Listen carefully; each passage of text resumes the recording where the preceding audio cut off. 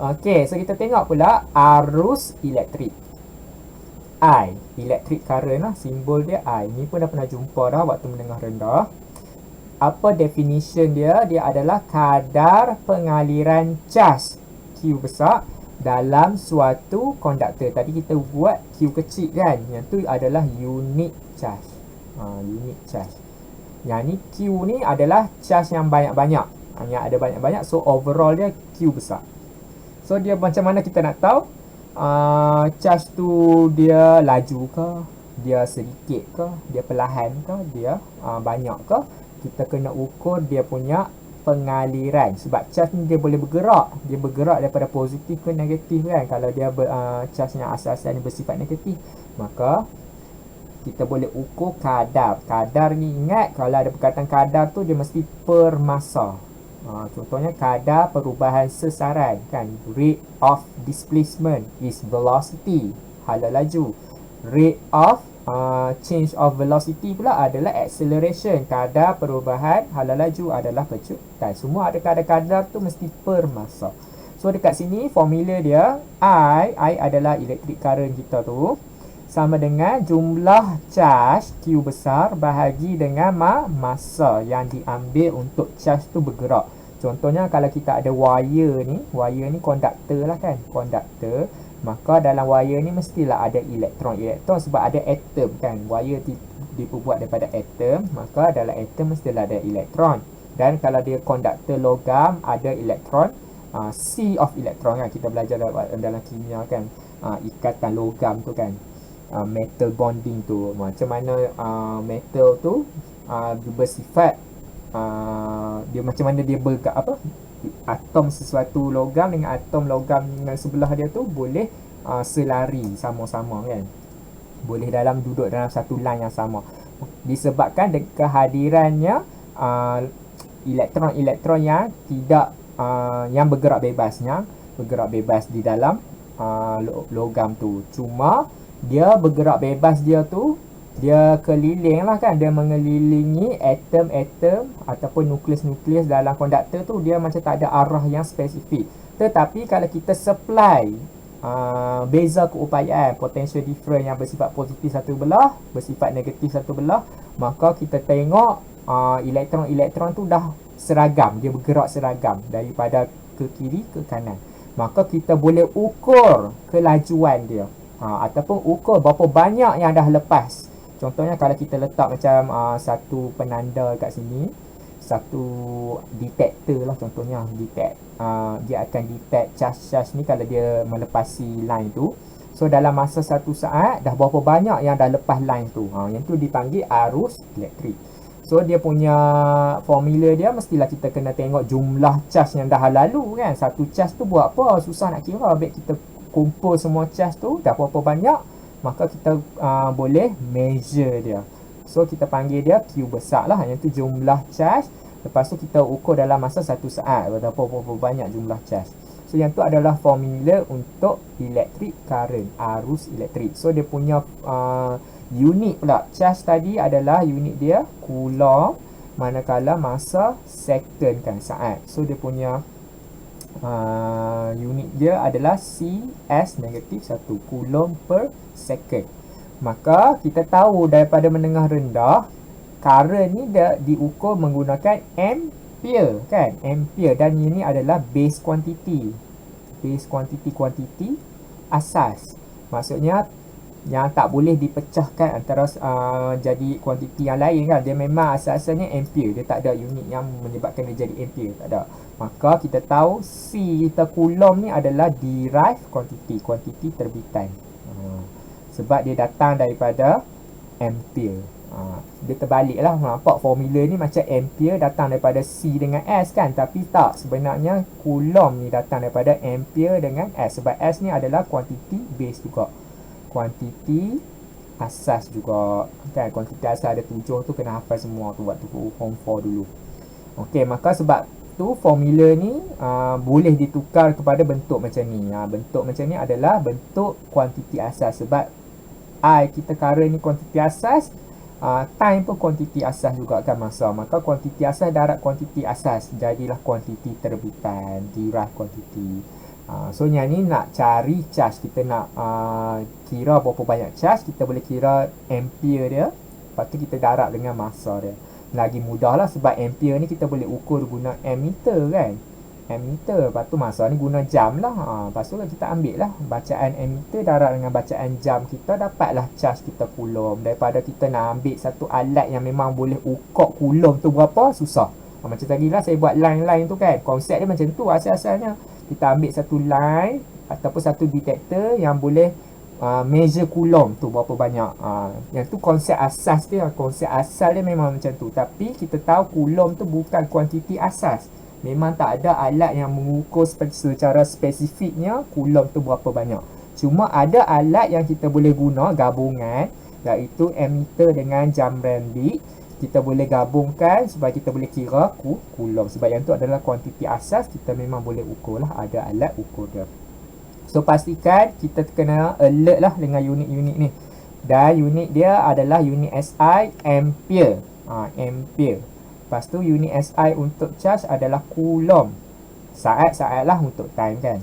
Okey, kalau dia minit kena tukar kepada saat. Selalunya ada jugalah soalan dia akan bagi dalam minit, lepas tu tekan minit sekali. Salah lah sebab ampere ni dalam SI unit kan, SI unit, maka overall kena SI unit. Walaupun dia bagi minit ke, dia bagi mili coulomb ke, kilo coulomb ke, mega coulomb ke, semua tukar coulomb saja.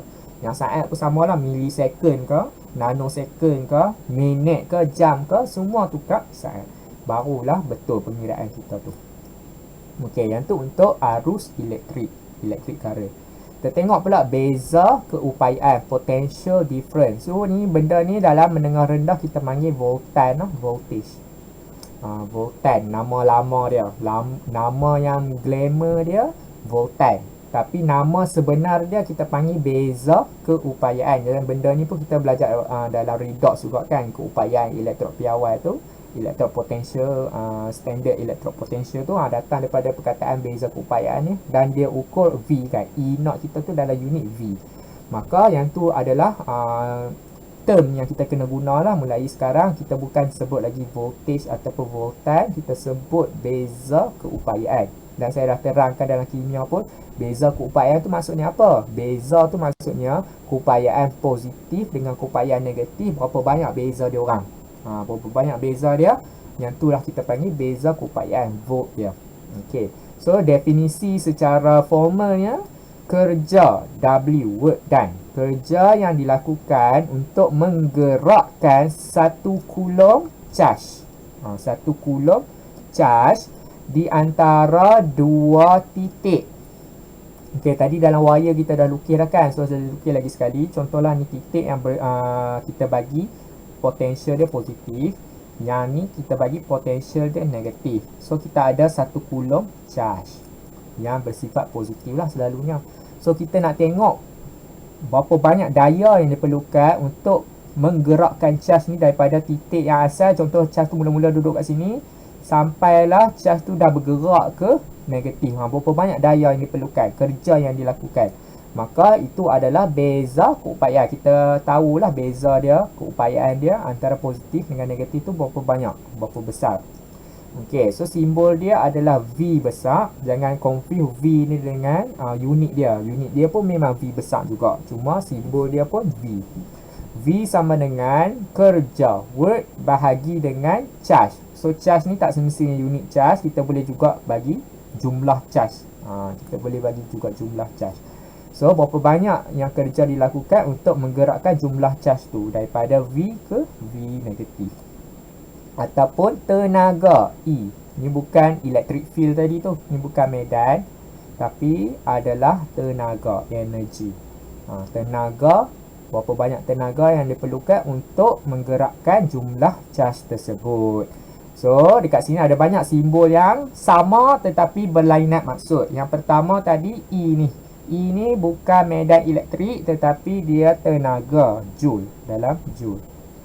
Lepas tu V. V adalah beza keupayaan, potential difference, dan juga V adalah unit bagi volt kan, V besar. So pastikan alert lah dengan benda-benda ni. Memang elektrik ni dia cepat keliru sikit dengan simbol-simbol dia. So work dengan energi, tenaga dengan energi, sebab energi itu tenaga bermaksud keupayaan melakukan kerja. So dia orang ni sama lah. Yang work ni pun joule, energi pun joule juga. Sama maksud lebih kurang. Sebab tenaga diperlukan untuk melakukan kerja. Kerja pula adalah daya darab sesaran kan. Berapa banyak objek telah bergerak yang kita gerakkan dia. Sama lah macam Q ni kan. Berapa banyak jauh dia dah bergerak. Tu kita panggil kerja. Okey, setakat ni faham tak konsep arus dengan beza ni? Apa beza diorang? Very simple lah. Waktu menengah rendah tu kita just hafal je. Current, ampere.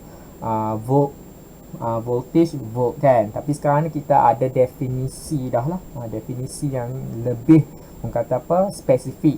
Apa itu arus, apa itu current, apa itu potential difference. Dan formula-formula dia. Okey, faham tak setakat ni? Faham cikgu, okey. Okey, so kita tengok pula latihan. Nyatakan takrifan, definisi lah. Arus dengan beza keupayaan. So, arus adalah kadar. So, ingat kadar pengaliran charge. Kadar pengaliran charge. Cukup lah sampai sini pun simple macam ni pun. Kalau nak tambah sikit pun boleh. Kadar pengaliran charge dalam konduktor. Nak tambah dalam konduktor tu pun boleh. Tapi sampai kadar pengaliran charge pun dah okey dah. Dah okey. Okey, beza keupayaan pula. Beza keupayaan adalah kerja.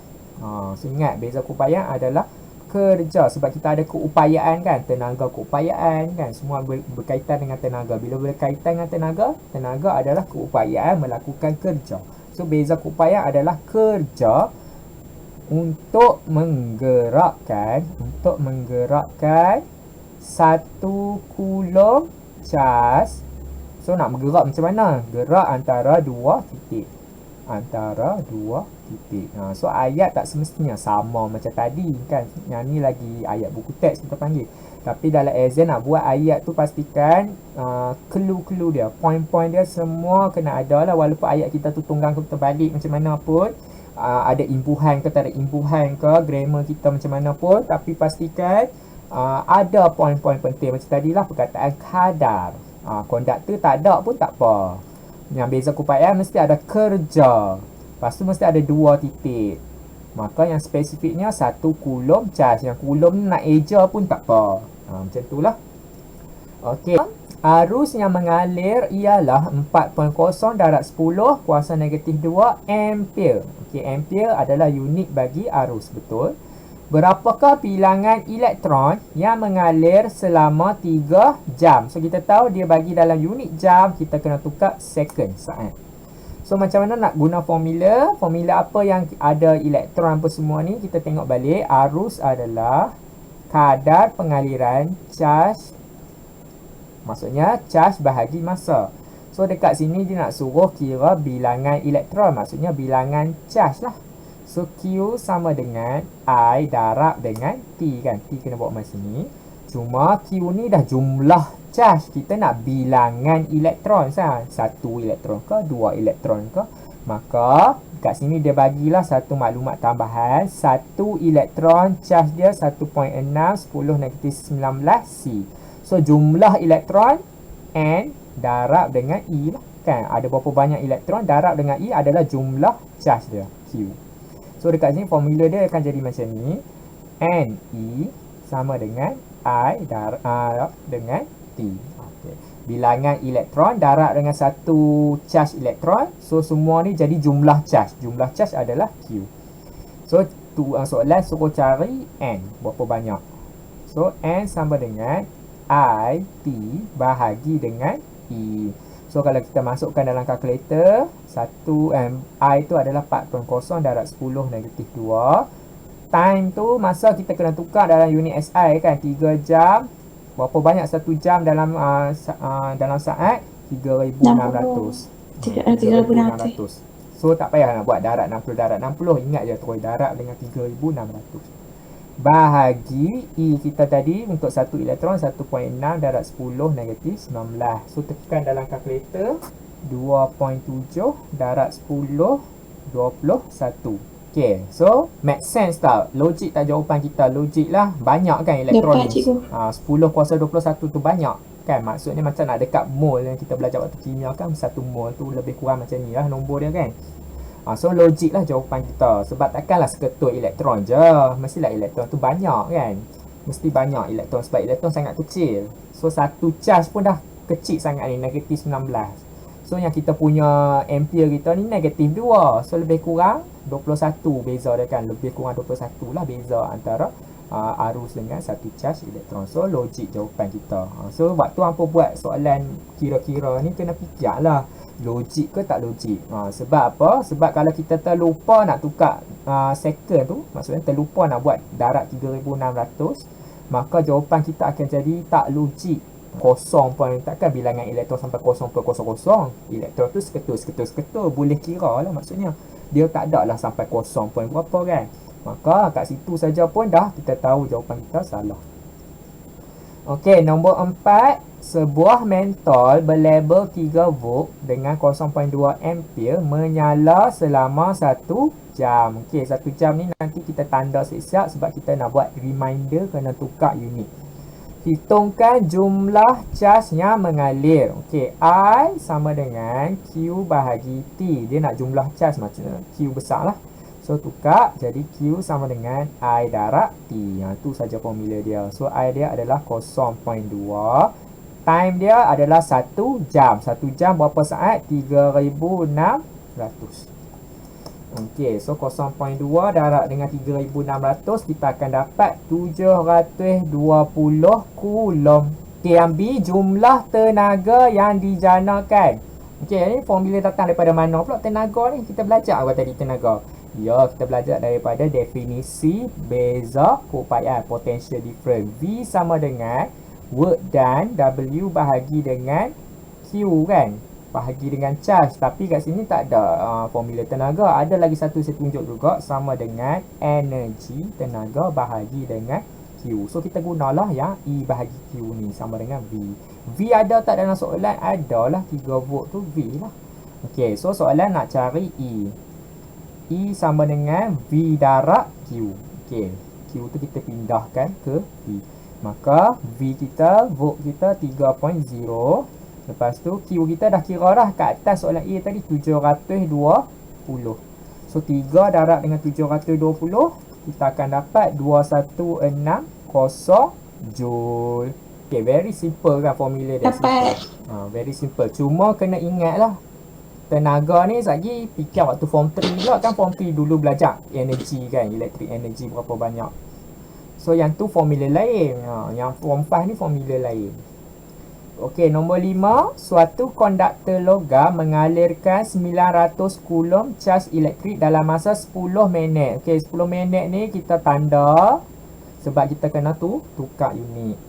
Hitungkan arus yang mengalir. So arus current I sama dengan Q bahagi T. Okey. So Q ada tak? Q ada kat sini 900 coulomb. So 900 bahagi dengan time. Time kita 10 minit. So 10 minit tukar second darab 60. Okey, 900 bahagi dengan 600. Dapatlah 1.5 ampere. Okey, yang ni faham? Faham. Faham.